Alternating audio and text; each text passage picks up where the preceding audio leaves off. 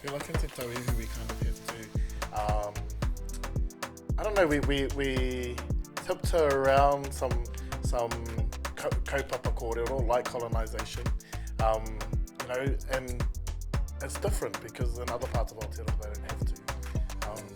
Yeah, because I know that you talk about it in your classroom, but do you ever feel like it's hard to start that conversation or engage people in that conversation? Yeah, it's terrifying. My first year teaching here, I was like, how do I have these conversations without saying the word colonisation, white privilege, and racism?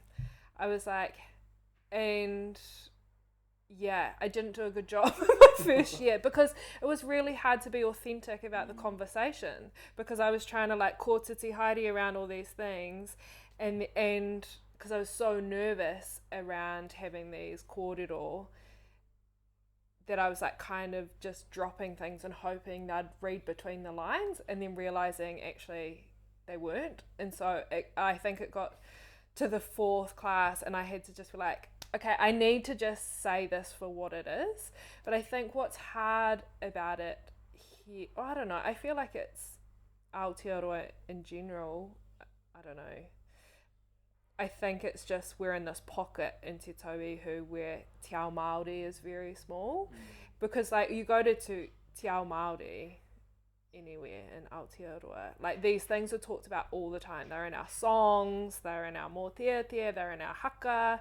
You know, so we're quite, you know, if you're engaged in Te Ao Māori, you know, these conversations are not new, whereas in Te Ao Pākehā, in Te Tauihu specifically, they're not. And I think that's because of our history. Our history isn't taught.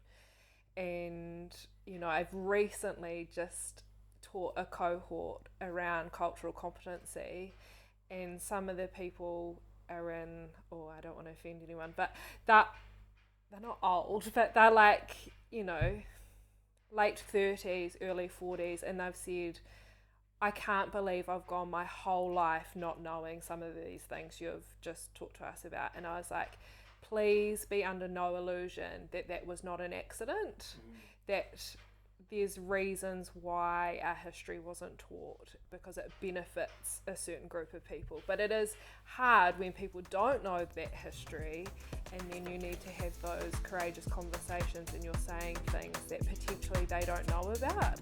And so sometimes that is something that comes up. I'm like, what am I going to do if